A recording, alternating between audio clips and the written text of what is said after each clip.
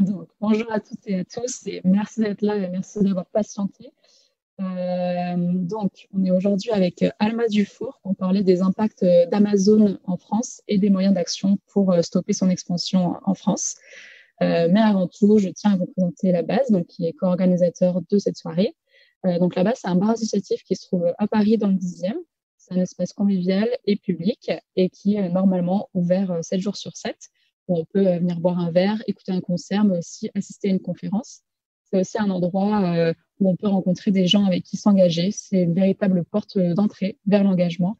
Ça a été créé en fait en mars 2019 en partant d'un constat. C'est que de plus en plus de personnes voulaient agir à leur échelle, mais ne savaient pas comment agir.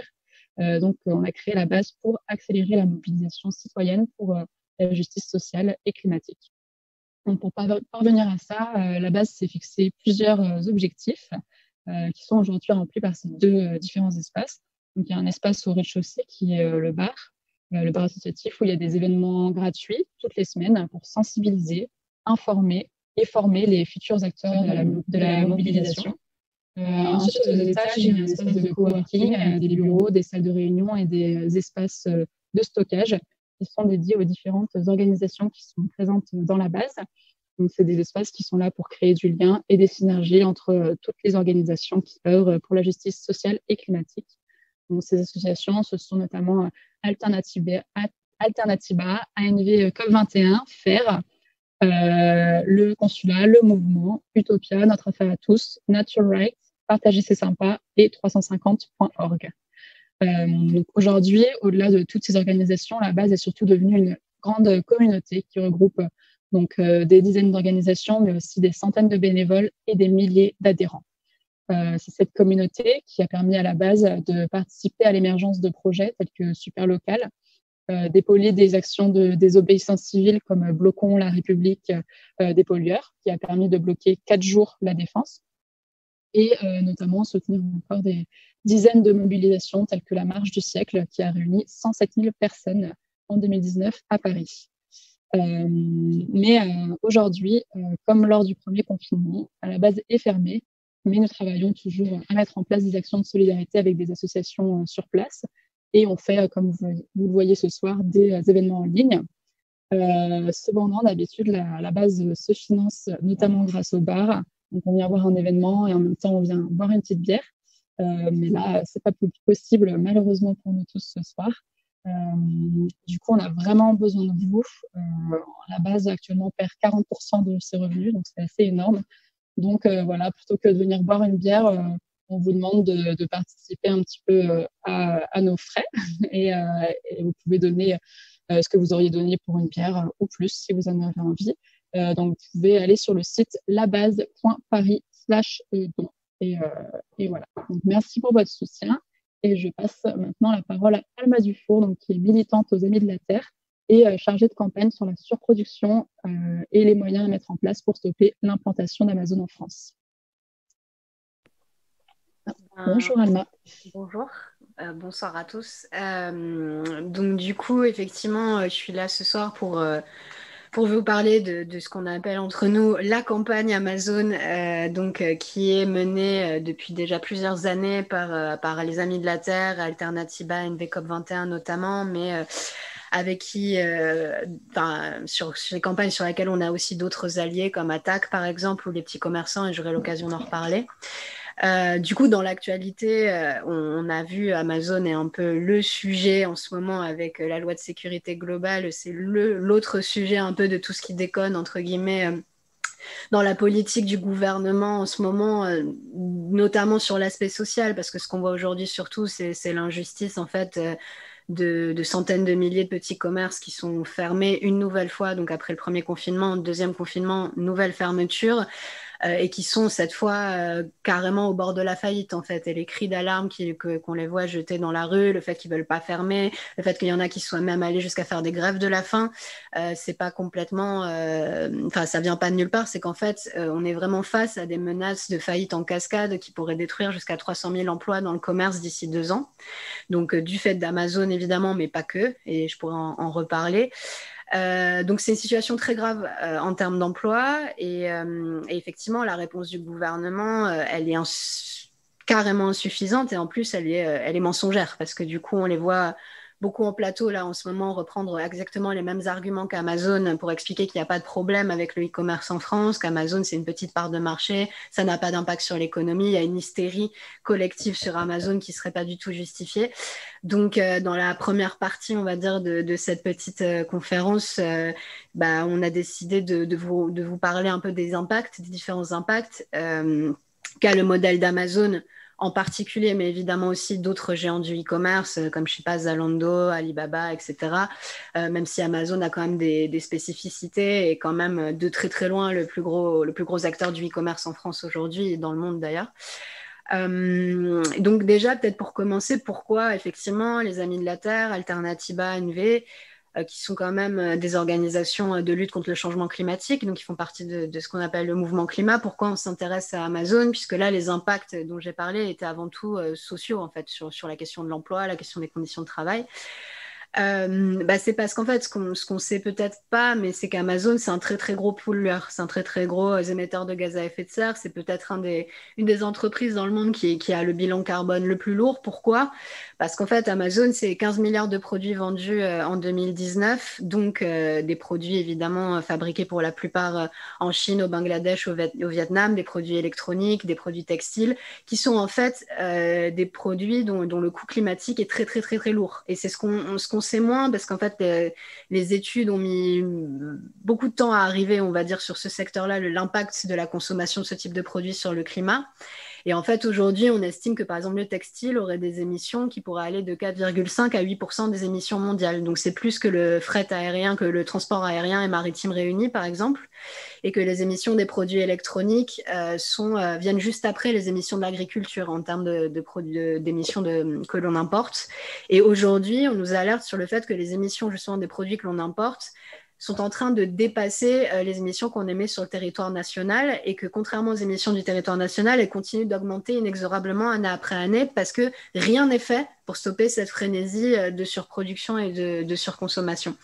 Donc ça, c'est le premier point. Donc Amazon, en vendant ses 15 milliards de produits par an, en cassant les prix, en faisant de la livraison ultra rapide, des phénomènes d'abonnement, etc., contribue lourdement à la société du tout jetable et de la surproduction, et donc à un impact climatique très lourd.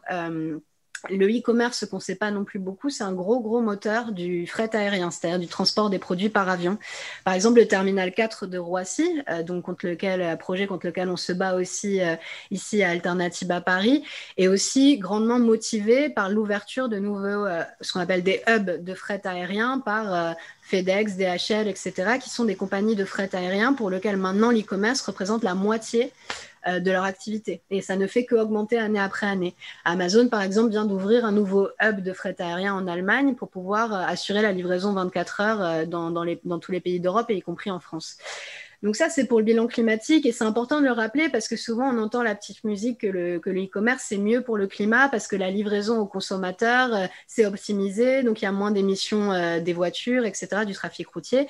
C'est absolument faux. En fait, le bilan global du e-commerce est loin d'être meilleur que celui de la grande distribution, il est probablement pire en réalité, toutes choses égales par ailleurs. Et en fait, même sur la livraison, il y a 30% de retour produit, 25% d'échecs de livraison. Donc en réalité, la question d'optimisation des trajets n'existe pas dans le e-commerce. Et ça, du coup, c'est du greenwashing, et il faut le rappeler parce que même certains écologistes peuvent être assez sensibles à cet argument, et ça nous est déjà arrivé d'être surpris même que des élus écologistes nous disent vraiment les yeux dans les yeux, ah, mais Amazon, c'est pas mieux, non, pour le climat que le psy-commerce du coin, quoi. Vraiment littéralement.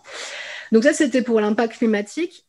Et ce qui est très intéressant, du coup, dans la lutte qu'on mène sur Amazon, c'est que à un moment où il va falloir ancrer concrètement la question de la transition écologique et sociale dans les faits, c'est-à-dire montrer qu'en fait, la transition écologique peut être sociale et vice-versa, c'est une lutte qui est par essence écolo-sociale, entre guillemets, puisque c'est une lutte sociale depuis bien, bien longtemps.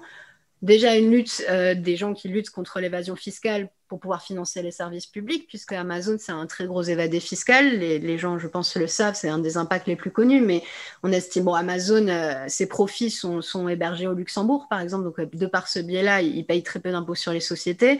Il arrive même à déjouer la taxe GAFA, qui est une taxe sur le chiffre d'affaires justement destinée à contourner ce problème du Luxembourg en dissimulant son chiffre d'affaires, en répercutant cette taxe GAFA sur les petits vendeurs, c'est ce qu'il a annoncé.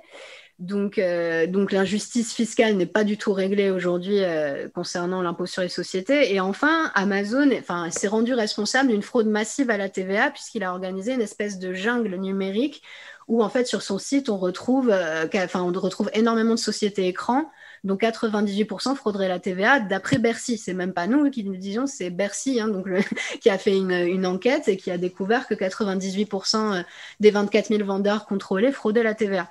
Donc un manque à gagner qui pourrait être supérieur à 1 milliard d'euros pour l'année 2019. Donc c'est vraiment pas rien.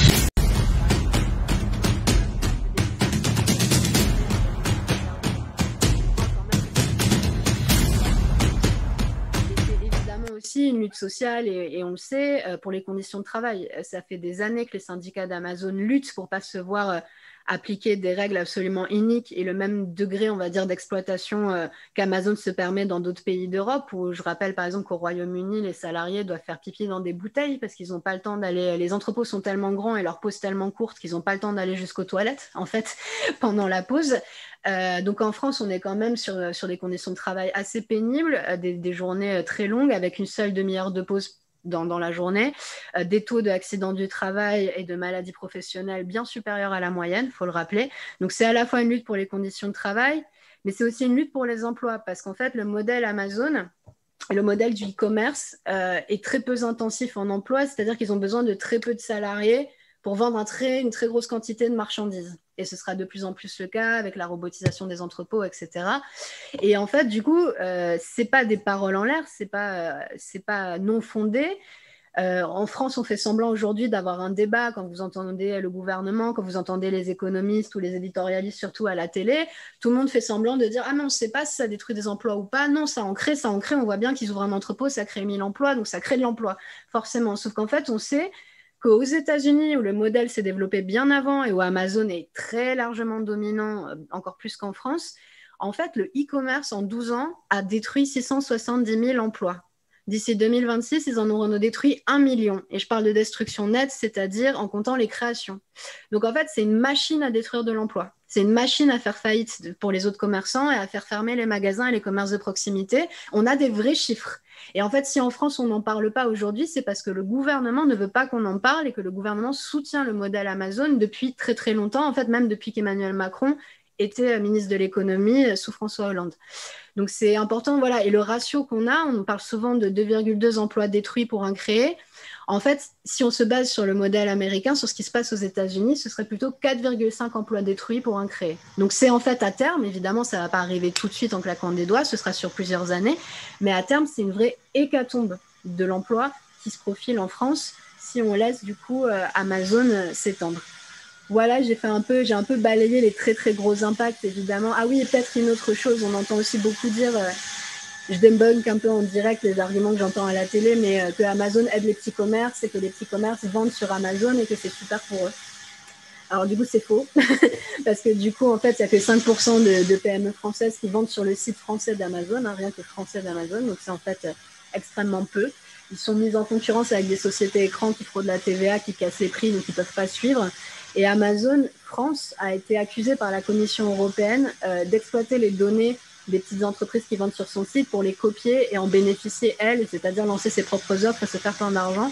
Donc en fait, vraiment Amazon, de quel que soit sous quelque aspect qu'on regarde le modèle, en fait, il n'y a rien qui va concrètement, ni en termes d'écologie, ni en termes d'emploi, ni en termes de conditions de travail, ni en termes de fiscalité. Et donc, c'est pour ça que pour nous, c'est une lutte à mener.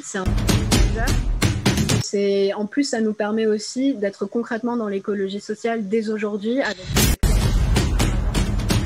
Voilà, si des gens ont des questions. Alors, pour l'instant, je n'ai pas de questions. Donc, on vous rappelle que vous pouvez poser des questions en commentaire. On y répondra tout au long du live. En attendant, on va lancer une petite vidéo.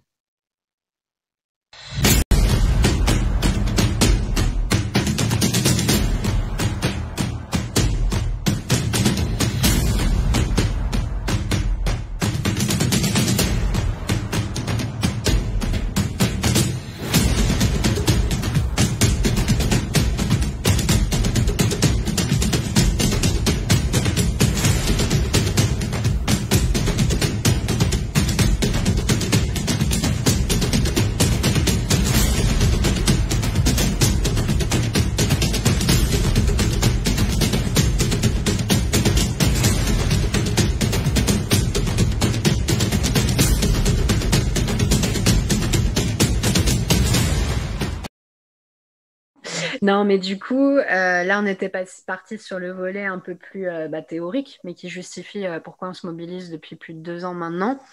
Peut-être que ce qui peut être intéressant, c'est aussi d'évoquer comment on se mobilise et avec qui on se mobilise, en fait, en réalité.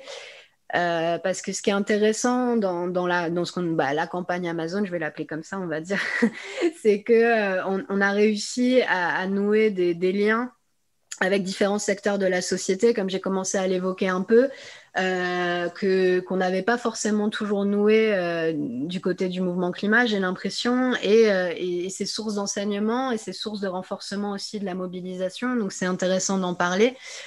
Tout à l'heure, évidemment, je parlais d'Attaque, qui est un partenaire sur la campagne, mais bon, c'est nos proximités, on va dire, dans l'action climatique et sociale sont existantes depuis longtemps, donc c'est un peu moins une surprise.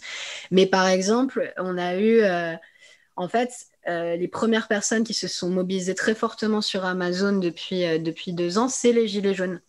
Et on s'est retrouvés à faire des actions avec les Gilets jaunes, puisque les Gilets jaunes, en fait, Amazon, c'est l'entreprise que les Gilets jaunes ont le plus attaqué depuis le début du mouvement, et c'est quelque chose qu'on sait assez peu. Ils ont bloqué au moins 22 fois des entrepôts Amazon en moins d'un an.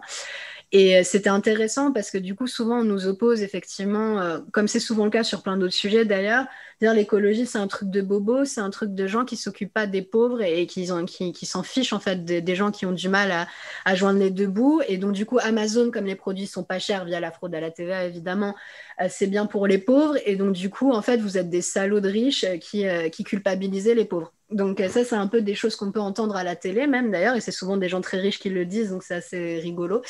Mais en fait, en réalité, les Gilets jaunes ont montré que, alors que c'était un mouvement qui se battait pour aussi surtout le pouvoir d'achat et pouvoir vivre en fait dignement et joindre les deux bouts, en fait, ils n'ont pas du tout accepté le modèle qu'on leur vendait, c'est-à-dire le dumping social et fiscal pour avoir des produits pas chers. Et pour eux, ce qu'ils voyaient surtout, et ce qu'ils voient toujours, j'imagine, dans l'entreprise, c'est en fait des conditions de travail déplorables, de l'évasion fiscale, alors qu'il y a beaucoup de petites entreprises qui faisaient partie des Gilets jaunes, de petits patrons qui trouvaient que c'était absolument pas juste de payer autant d'impôts alors qu'Amazon en payait aussi peu, qu'il y avait aussi beaucoup d'ouvriers de la logistique, et il y a même des salariés d'Amazon qui faisaient partie des Gilets jaunes et qui ont appelé à bloquer leur propre entrepôt dès le début du mouvement et qui ont d'ailleurs été licenciés pour ça par Amazon. Et donc, du coup, ça a été une des premières luttes, en fait, où on a pu construire des ponts très forts avec les Gilets jaunes, alors qu'effectivement, le mouvement avait commencé sur la question de la taxe carbone, ce qui, au début, du coup, rendait un peu le dialogue un peu compliqué à la base. Et en fait, ça a été un des ponts, en fait, pour arriver à parler d'écologie sociale, écologie de terrain, écologie populaire.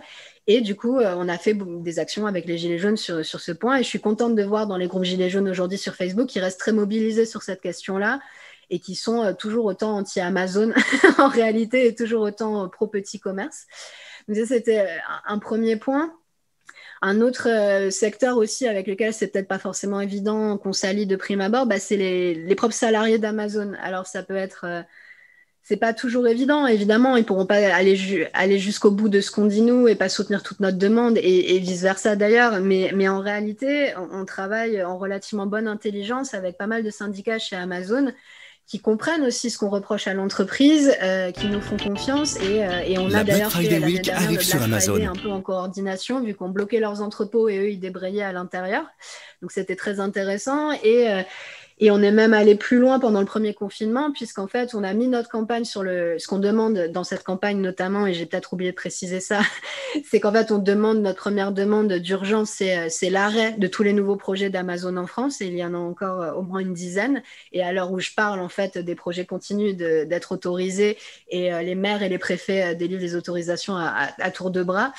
Et en fait, pendant le premier confinement, on a mis en pause cette bataille-là sur le moratoire, ce qu'on appelle le moratoire, enfin, l'arrêt des projets, pour en fait soutenir les salariés d'Amazon qui étaient forcés de travailler dans des conditions sanitaires extrêmement graves en pleine pandémie du Covid, où nous on a vu les preuves en fait qu'ils avaient absolument aucun respect des gestes barrières, pas de protection, pas de masque, qui s'agglutinaient, que c'est des entrepôts qui peuvent réunir plus de 2000 salariés sur site. Donc c'était absolument énorme, c'était des foyers de contagion. Il y a 2 salariés qui sont tombés dans le coma.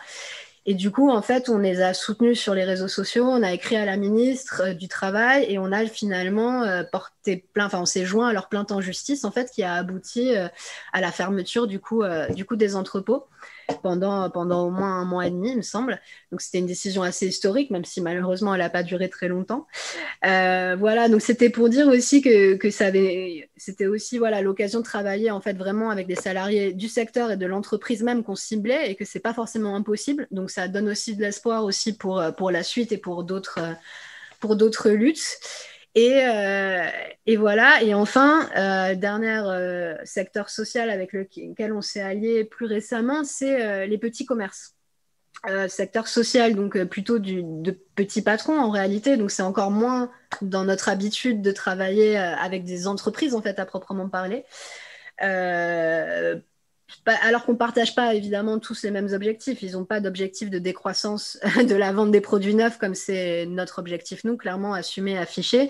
Et on leur dit, et il n'y a pas de problème, parce qu'en fait, pour l'instant, on a un ennemi commun. Et l'idée, c'est de faire décroître le volume global de marchandises d'ici 2030 pour les questions climatiques que j'évoquais plus tôt, et en même temps de préserver les acteurs qui créent le plus d'emplois en vendant des produits, c'est-à-dire les petits commerces. Donc en fait, on n'est pas forcément ennemis dans le grand ordre des choses, et on arrive à travailler ensemble, même si on a encore des différences culturelles assez fortes et que les petits commerçants ne sont pas spécialement des militants, ils peuvent nous regarder des fois avec des grands yeux quand ils voient les actions directes qu'on fait, mais c'est très très intéressant et je pense pour la suite, pour ce qui se passera en 2022, etc. C'est toujours très intéressant de nouer des liens très étroits et très concrets sur la base de lutte qui ne sont pas hypocrites du tout, on a les mêmes intérêts, donc avec des secteurs de la société avec qui les écologistes ne sont pas forcément, au sens large évidemment, pas ELV, mais n'ont pas forcément toujours l'habitude de parler et avec qui il peut y avoir des frictions, on ne va pas se cacher, on va pas se mentir, pardon.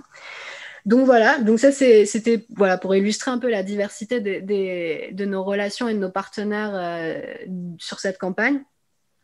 Et peut-être du coup pour détailler un peu plus ce qu'on fait concrètement, parce que là j'ai parlé un peu de nos alliés. En gros, dans cette campagne, donc chez Alternativa, les Amis de la Terre et chez nos partenaires, il y a différentes manières de se mobiliser.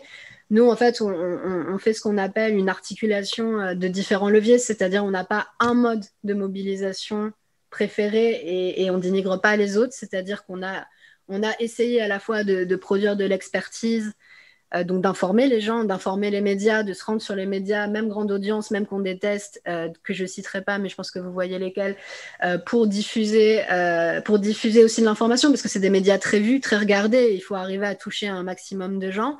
On a essayé de parler au gouvernement et aux députés de la majorité. Je vais pas vous cacher que c'était pas un succès. On s'attendait pas à ce que ça en soit un, mais au moins on a fait ça et on est légitime maintenant à passer à la seconde aussi, puisqu'on sait très bien, aujourd'hui on a compris la situation, c'est-à-dire un vrai blocage politique au plus haut niveau de l'État qui va nous empêcher d'obtenir quoi que ce soit de la part du gouvernement évidemment, mais même de sa majorité à l'Assemblée, puisqu'il y a 280 députés LREM qui votent un peu comme des robots quand même.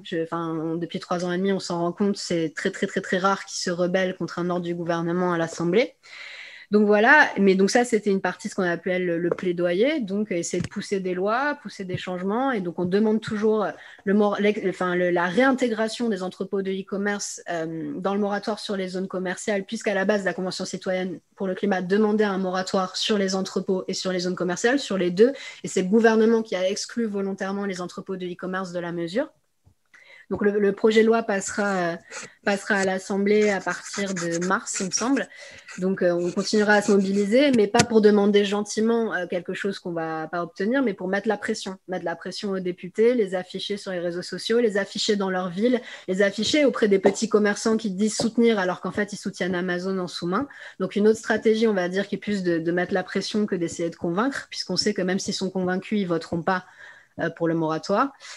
Premier point. Deuxième point, on soutient énormément les luttes locales, puisqu'en fait, là, je parlais des projets Amazon. Chaque projet a sa lutte locale qui s'est montée.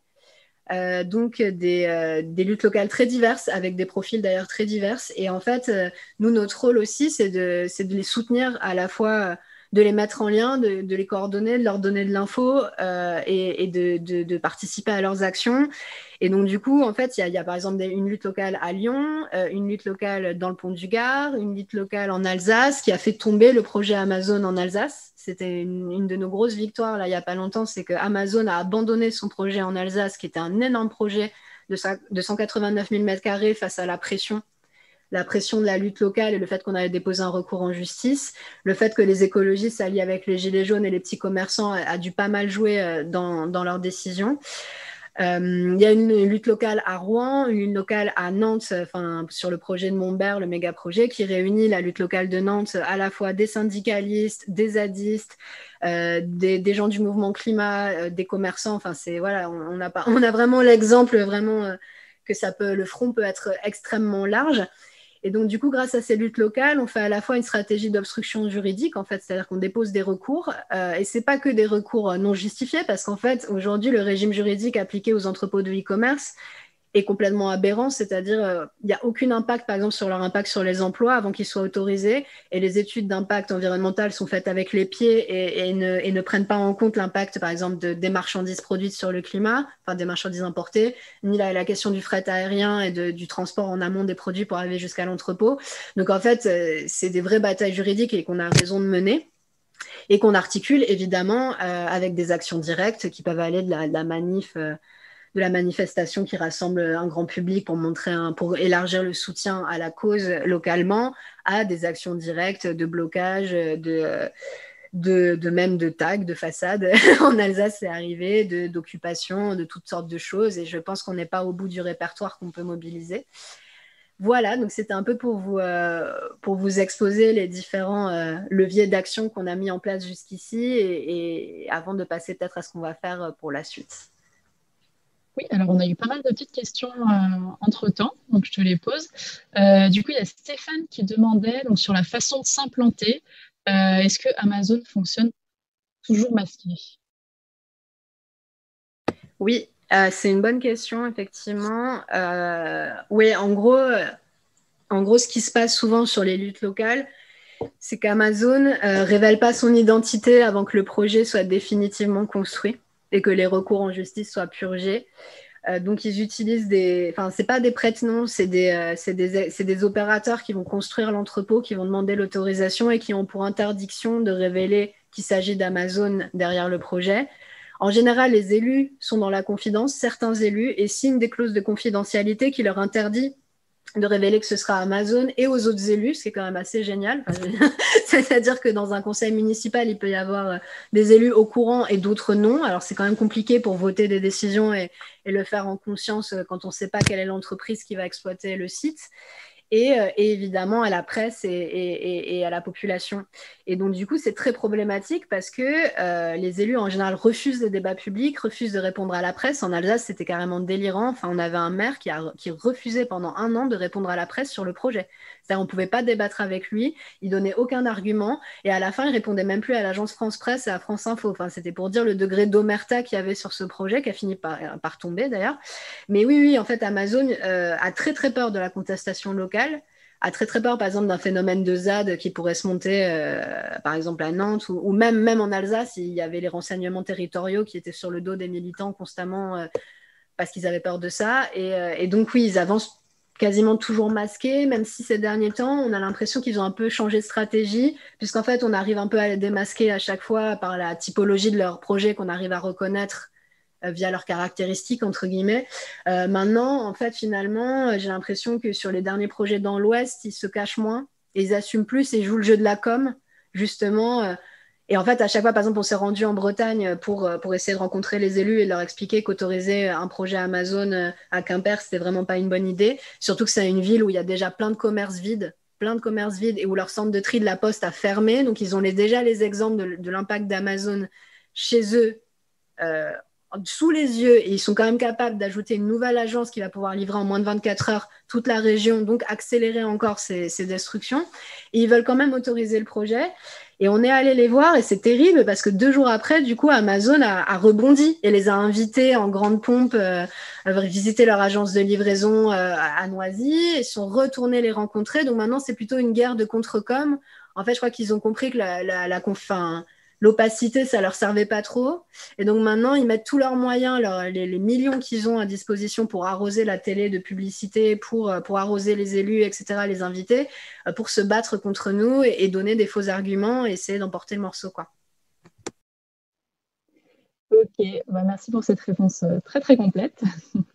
On a une question de Nicolas qui demande en quoi les autres opérateurs de e-commerce en France sont plus vertueux qu'Amazon. C'est une bonne question. Ils ne sont pas plus vertueux.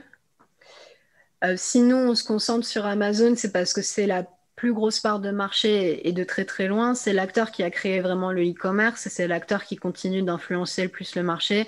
Aujourd'hui, en termes de clientèle, Amazon capte 53% de la clientèle du e-commerce en France. Donc c'est surtout pour ça en fait qu'on se mobilise sur Amazon. C'est pas que parce qu'il est américain et qu'il s'appelle Amazon entre guillemets. En fait, nos demandes concernent tous les acteurs, toutes les grosses plateformes de e-commerce puisque le moratoire sur les entrepôts concernerait évidemment Cdiscount, Fnac.com, Zalando, qui sont aussi coupables de destruction d'emplois, de destruction climatique et de frauder la TVA. Par exemple, la fraude à la TVA dont je parlais tout à l'heure, elle a aussi été découverte chez Cdiscount, qui est pourtant un acteur français.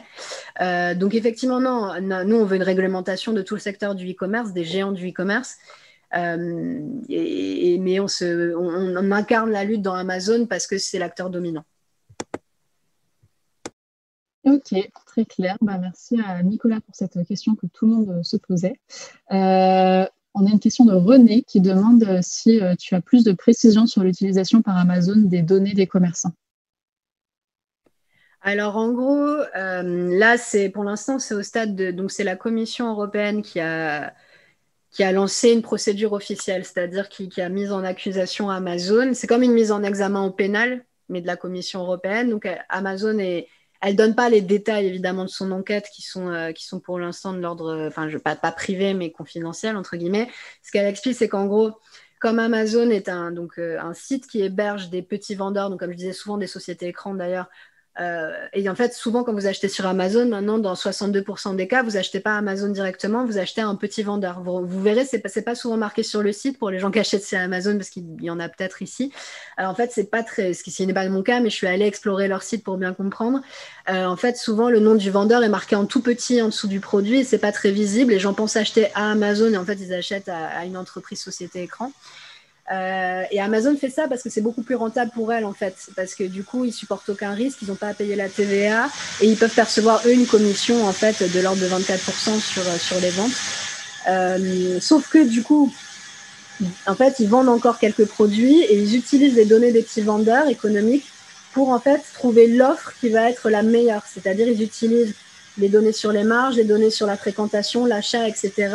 pour en fait calculer des offres au cordeau et pour lancer le produit qui va aller bien et le produit qui va leur faire gagner un maximum d'argent en un minimum de temps. Et ça, c'est une pratique purement anticoncurrentielle qui est normalement interdite par l'Union européenne. Et enfin, ils ont aussi quand même ils sont soupçonnés et accusés de copier carrément les produits des vendeurs. Donc, c'est même pas juste les offres et leur succès, c'est carrément de copier les modèles et de vendre les mêmes produits quand ils voient qu'un produit cartonne et du coup, ils le refont pour eux, pour le vendre directement. Ok, merci. Et on a une dernière question. Donc, si vous avez encore des questions, c'est le moment. On a une dernière question de Atkobac qui demande si tu as une idée de l'empreinte carbone d'Amazon. Ouais, alors ça, c'est une très bonne question. C'est très difficile à calculer. L'empreinte carbone donnée par Amazon, c'est à peu près les émissions annuelles d'un pays comme la Bolivie. Sauf qu'en fait, dans cette empreinte carbone, il ne compte absolument pas toutes les émissions liées à la fabrication des 15 milliards de produits qui sont vendus sur son site chaque année, sur ses sites chaque année. Parce que pour eux, comme ils sont que vendeurs et pas fabricants, entre guillemets, ils ne sont pas responsables des émissions de ces produits-là. Donc, or, nous, ce qu'on dit, c'est que justement, en fragmentant le marché en des centaines de milliers de petites sociétés écrans, il n'y a que eux qui peuvent être tenus responsables des émissions liées à la fabrication de ces produits et à la vente et à la surconsommation de ces produits. Leur business model, c'est de vendre des produits. Ils doivent donc être responsables des émissions entraînées par la vente de ces produits. Et donc, en fait, le problème, c'est que du coup, comme ils ne publient pas ça et comme ils ne le prennent pas en compte, on a très peu de données en fait assez fines pour nous permettre de vraiment détailler, c'est-à-dire combien de milliards de vêtements, combien de milliards de smartphones, enfin pas de milliards, mais combien de centaines de millions de smartphones, combien de millions d'électroménagers, de livres et tout ça, ce qui nous permettrait de faire un vrai bilan carbone et de pas juste dire n'importe quoi. Et donc du coup, nous, on s'était dit, bon, ça devrait être équivalent aux émissions d'un pays comme la Hollande, quelque chose comme ça. si on prenait en compte les émissions ce qui est déjà énorme hein, pour une seule entreprise, si on prenait en compte les émissions des produits vendus. Néanmoins, effectivement, le manque de données fines sur la typologie de produits et leur nombre ne nous permet pas d'aller aujourd'hui très, très, très loin à cause de l'opacité de l'entreprise dans le calcul de son bilan carbone, mais on n'abandonne pas et peut-être que d'ici quelques mois, on y arrivera en payant des bureaux d'études pour faire ça. Voilà. Ok, bon, en attendant d'autres questions, on va pouvoir lancer une petite vidéo. Juste encore désolé pour les petits problèmes techniques. Vous avez effectivement entendu le début de la vidéo pendant le live, mais voilà l'explication. C'était pas une pub Amazon qui est arrivée pendant le live pour nous perturber, c'était la vidéo qui arrive tout de suite. La Black Friday Week arrive sur Amazon, avec des offres exceptionnelles pour toutes vos envies.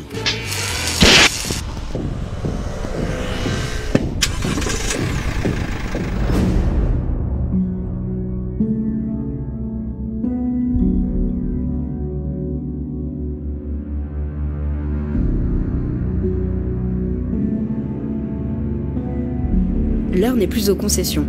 Les hommes et femmes politiques doivent agir et les industriels doivent agir.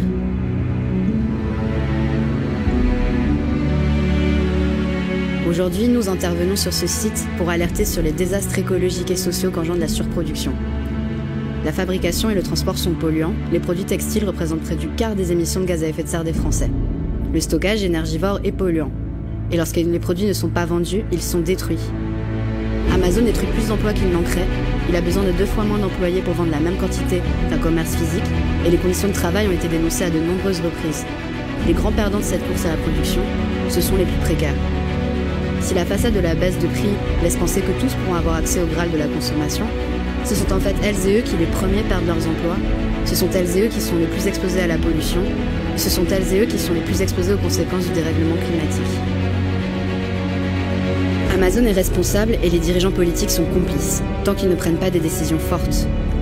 Nous demandons un moratoire sur les entrepôts de la vente en ligne et les zones commerciales en périphérie dans le cadre du passage à l'Assemblée nationale du projet de loi économie circulaire.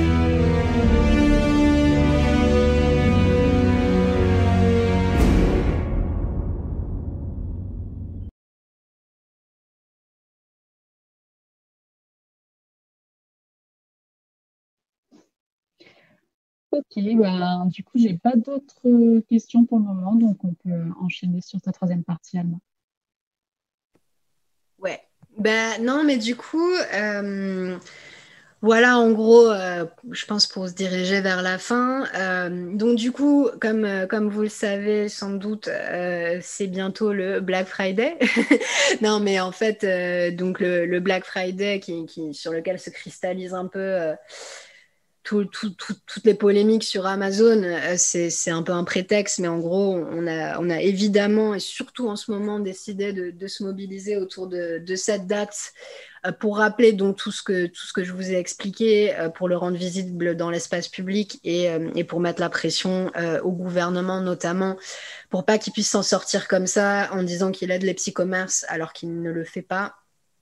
En disant qu'en fait, c'est pas très bien d'acheter sur Amazon, alors que de l'autre main, ils n'ont fait qu'autoriser des projets Amazon depuis 5 ans et que là, depuis 1 an, ils en ont autorisé 13 quand même. Donc, c'est absolument énorme. Malgré toutes les alertes et le fait qu'ils savent tout ce que je vous ai dit, ils le savent très bien et on leur a envoyé absolument toutes les études. Ils ont accès aux études américaines, etc. Donc, ils le font en pleine connaissance de cause et par collusion politique avec Amazon en réalité. Donc, nous, on va se mobiliser. On a décidé de se mobiliser dans la rue parce qu'on n'accepte pas non plus que le confinement nous empêche de faire entendre notre voix et que c'est très important, évidemment, d'avoir une présence online, sur Internet en ce moment, mais aussi de montrer qu'on est là.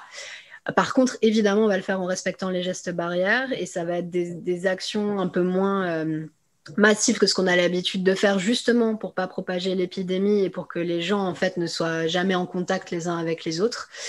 Donc, je ne vous donnerai pas totalement, je ne vais pas tout dévoiler ici, mais en tout cas, il y a des actions dans au moins 20 villes en France, y compris à Paris.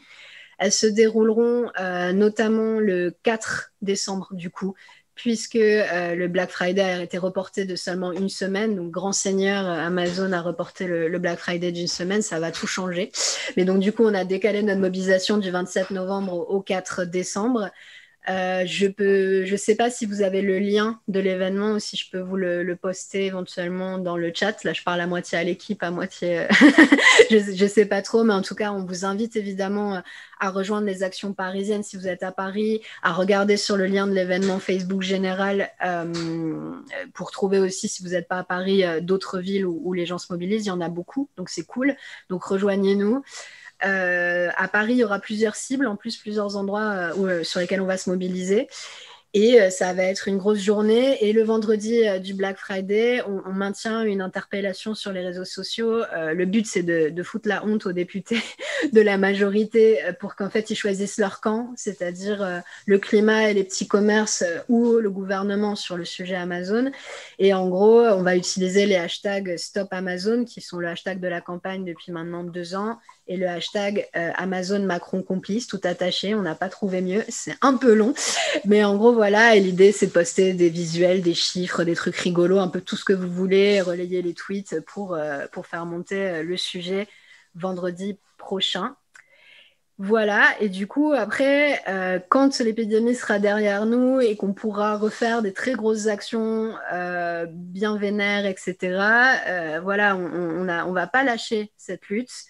Si le gouvernement, si le Parlement ne nous entendent pas, s'il n'y a pas de moratoire sur les entrepôts de e-commerce, on sera là contre les projets en cours, on sera là à Nantes, on sera là à Rouen, on sera là en Alsace, on sera là évidemment dans le Pont du Gard à Lyon, donc on sera là partout, mais on fera aussi des actions partout en France. Et du coup, ma dernière question, c'était peut-être un peu aussi une question ouverte sur... on a fait des blocages, j'ai décrit un peu les différents types d'actions, vous les avez vus en vidéo, on a fait pas mal de trucs. Qu'est-ce que vous verrez, qu'est-ce que vous imagineriez comme mobilisation qui pourrait vous intéresser? Voilà, c'était un petit appel à idées comme ça, si jamais ça inspire. Et sinon, sinon merci en tout cas d'avoir été là. On va prendre quand même quelques dernières questions. Et puis, pendant que je prends les dernières questions, si vous voulez réagir à la question d'Alma et proposer des idées, n'hésitez pas. Alors, on avait juste un petit commentaire de René qui disait j'ai entendu dire que le directeur français d'Amazon a déclaré que sa boîte ne vendait que 1% du e-commerce français et qu'il aidait les petits commerçants en vendant leurs produits. Mais il ne précisait pas, bien sûr, qu'il en profitait pour leur piquer leurs infos clients. Voilà, je ne sais pas si tu veux rebondir là-dessus, Alma. Ouais, alors du coup, non, c'est intéressant. En fait, c'est la guerre des chiffres. Amazon, c'est pas 22% du e-commerce comme ils le disent, c'est 53% du e-commerce, 53% de la clientèle déjà. Donc, c'est la moitié du e-commerce. Effectivement, donc c'est plutôt de l'ordre. Effectivement, aujourd'hui, le e-commerce n'est pas dominant par rapport au commerce physique, par rapport à la grande distribution, par rapport à un Zara, un H&M, etc. Bien sûr, il ne s'agit pas de dire ça. Ce qu'il s'agit de dire, c'est que même quand le e-commerce représente une portion de 10%, comme c'est le cas aujourd'hui en France de tout le commerce, en réalité, ça crée déjà des effets destructeurs de l'emploi sur plein de secteurs. Et aux États-Unis, aujourd'hui, ce qu'on appelle la pénétration du e-commerce dans l'économie, elle est que de 16% de tout le commerce. Évidemment, en comptant le commerce alimentaire, tout ça. Donc déjà, il faut voir sur quel secteur on regarde les choses. Mais en fait, avec un taux de pénétration de 16%, comme je le disais, le e-commerce a détruit 670 000 emplois en 12 ans et va en détruire 1 million d'ici 2025. Donc en fait, c'est une vraie situation ultra urgente et eux, ce qu'ils mettent sous le tapis, c'est l'impact sur les emplois. Ils oublient complètement de parler évidemment de ce qui se passe aux États-Unis. Ils oublient de dire qu'en fait, aux États-Unis, c'est tellement connu que ça a un nom, que ça s'appelle la retail apocalypse, l'apocalypse de la grande distribution. Tout le monde en parle, tout le monde le sait. En France, ils font semblant que ça n'existe pas. Donc effectivement, c'est des faux chiffres. Et sur le fait d'aider les petits commerçants, comme je vous l'ai dit tout à l'heure, ils ne représentent, les petits commerçants français, que 5% des entreprises qui vendent sur Amazon.fr. Donc en fait, c'est rien, c'est ça, quoi. Donc non, c'est vraiment de l'enfumage. Ok, merci. On a encore une question de Ad Kodak qui était très actif ce soir. Les arguments contre la plateforme de streaming Amazon Prime et l'assistant vocal Alexa ont-ils été pris en compte dans la lutte? Ils pensent notamment à la consommation énergétique Internet, aux asservissements numériques dans les habitations ou l'utilisation des données personnelles. Non, c'est effectivement un sujet très important. Effectivement, le streaming est est un secteur très polluant. Parmi toutes les données informatiques, le numérique, en fait, la consommation de vidéos et de streaming est un des postes les plus émetteurs de gaz à effet de serre dans ce secteur-là. Effectivement aussi, la question de l'accès aux données privées est très, très, très inquiétante. Après, c'est vrai que pour l'instant, on a déjà pas mal de sujets de bataille sur les projets d'entrepôt, mais effectivement, je pense qu'il va falloir aussi intégrer à notre lutte la question des data centers, la question du streaming et la question de la surveillance et des données personnelles, avec peut-être la quadrature du net et d'autres assauts à voir. Ok, top. On a une question de Link qui dit que, enfin, lui et donc vous êtes déjà mobilisés l'année dernière déjà. Est-ce qu'on a un retour sur l'impact sur l'opinion publique de ces actions? Ouais, écoutez, c'est toujours difficile. On ne fait pas de sondage pour savoir si nos actions fonctionnent ou pas, mais ce qui est sûr, c'est que on a commencé à imposer le problème Amazon en France en faisant des actions dans la rue, etc., en faisant qu'on en parle. Après, depuis, la polémique a énormément enflé et ce n'est pas que dû à nous, c'est aussi dû à la situation et c'est aussi dû au premier confinement avec la question des travailleurs en danger dans les entrepôts, au deuxième confinement avec la fermeture des commerces au bord de la faillite. Ce qui est intéressant, c'est que c'est un tout. C'est que notre mobilisation, elle nous permet de gagner du soutien, elle nous permet, on est allé chercher des infos, on a créé des liens et en fait, on était prêt cette fois-ci à utiliser le contexte pour vraiment avancer et gagner des points. En fait, c'est que souvent, on prépare le terrain avec des mobilisations, des liens, de l'information, etc. Et en fait, on attend juste l'étincelle qui permette de passer au stade au-dessus. Et là, on a vraiment l'impression que depuis 6 mois, concrètement, dans l'opinion publique, il y a une polémique. Il y a des gens qui sont pour, il y a des gens qui sont contre. C'est clair, on n'a pas gagné encore la bataille culturelle, comme on appelle ça. Mais en tout cas, il y a beaucoup plus de gens qui ont entendu parler des problèmes que posait Amazon qu'il y a encore 1 an et demi, 2 ans. Et donc, du coup, oui, la mobilisation paye, à la fois seule, mais aussi pour t'aider à se saisir des moments d'accélération, entre guillemets, sur un sujet, sur une campagne. Donc, c'est très important de rester mobilisé. Et oui, par exemple, il y avait un sondage là dans l'Ouest, dans le Pays de Loire, il me semble. Le sondage disait que 66% des gens étaient prêts à ne pas acheter leur cadeau de Noël sur Amazon, alors que pourtant les commerces sont fermés parce qu'ils étaient touchés par la polémique, etc. Donc oui, ça fonctionne, même si évidemment, en face, on se bat contre une entreprise qui fait tout pour attirer les consommateurs, donc c'est compliqué de se battre sur ce terrain-là aussi. Ok, et donc lui, de son côté, Link il disait que les recours juridiques fondés semblaient plus à même de leur faire peur. Qu'est-ce que tu en penses? Il ne faut pas cracher sur l'outil juridique, pas parce qu'on est en capacité de gagner, parce qu'en fait, souvent les juges sont quand même pas toujours impartiaux, surtout sur ce genre de projet.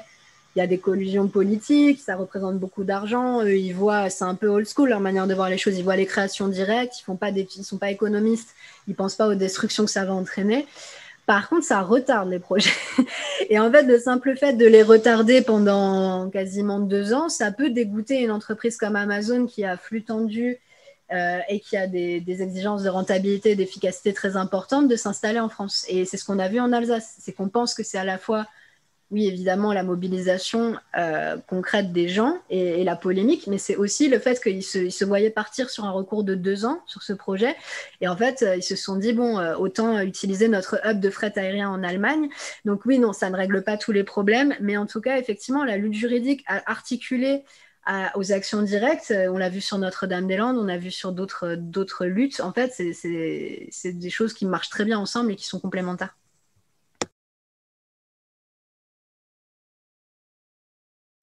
Ok, merci beaucoup pour toutes ces réponses. Je regarde. Alors, on a une question encore de Céline qui demande si il y a déjà eu des actions référées en justice. Peut-être l'affaire du siècle, seconde round. J'ai pas très bien compris. Je t'entends pas très bien quand tu parles, je suis désolée. Mince, désolée.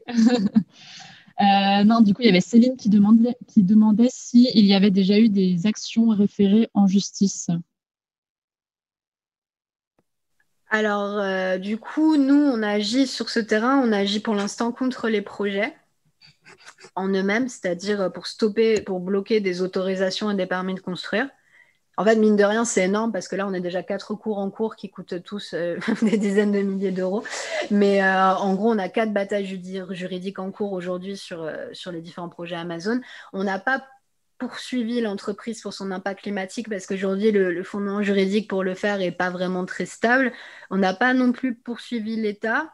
Néanmoins, on va se poser la question, s'il y a un moratoire sur les zones commerciales et pas sur les entrepôts de e-commerce, de la constitutionnalité de cette mesure qui scellerait vraiment une distorsion de traitement absolument énorme entre les deux formes de commerce, déjà qu'elle est déjà existante et énorme.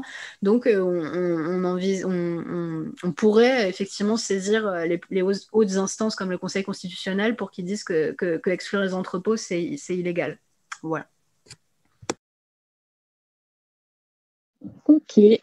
Merci beaucoup, Alma. Alors, je pense qu'on n'a plus trop de questions. Je refais un petit tour. En attendant, est-ce que tu as un petit mot de la fin? Bah non, mais j'espère en tout cas que je vous ai pas trop ennuyé, que ça vous a plu et enfin intéressé surtout. Et j'espère du coup que vous rejoindrez les actions qu'on va faire le 4 décembre. Et qu'il y a aussi plein d'autres manières de s'impliquer dans la campagne. On fait, comme on l'a dit, du travail de pression sur les députés. On fait de l'interpellation sur les réseaux sociaux. On a besoin de plein de gens pour faire plein de trucs. Donc, n'hésitez pas aussi à nous contacter, même au-delà de l'action du 4 décembre, pour faire d'autres choses. Voilà. Okay. Bon, on a juste une petite dernière question pour finir. Donc, encore de Adcobac, qui demande comment on peut être au courant rapidement de l'implantation des nouveaux sites logistiques pour être plus réactif sur les recours juridiques. Ouais, c'est super intéressant. En fait, il faut éplucher le cadastre de votre ville, non, mais, enfin, le plan local d'urbanisme, en fait, et identifier les zones industrielles et commerciales qui sont classées comme telles et qui, du coup, attendent des entreprises qui vont s'installer. Donc, et en fait, faire de la veille, c'est vachement plus simple quand on a des contacts avec les élus dans les conseils municipaux parce qu'ils sont au courant, évidemment, qu'il y a une entreprise qui démarche, etc. Et souvent, c'est par du travail de fourmi, de bouche à oreille, qu'on arrive à être au courant des projets et que les opposants locaux, après, nous contactent. En fait, tous les projets dont on a connaissance, on l'a su comme ça, c'est-à-dire des gens qui ont entendu parler par un élu d'un projet ou qui ont vu sur le plan local d'urbanisme qu'il y avait une zone à artificialiser et qui l'ont fait remonter, qui nous ont contactés, etc. Parce que nous, on ne peut pas faire cette veille sur toutes les communes de France, clairement. Mais du coup, avoir des antennes à la municipalité, regarder le plan local d'urbanisme et voilà. Donc c'est galère, hein, mais en gros, c'est le conseil. Ok, bah merci beaucoup Alma. On est du coup arrivé à la fin de cet événement. Merci à tous pour les nombreuses questions. Donc merci à Alma d'être venue nous parler de tous les moyens d'action pour stopper l'expansion d'Amazon en France. On espère du coup que ça va vous inspirer. Merci à Antoine pour la réalisation de ce live et merci à Marion pour la modération Facebook. Pour information, ce live reste visionnable sur notre page Facebook. Donc, n'hésitez pas à la partager et à participer à prix libre, encore une fois, si ce n'est pas déjà fait.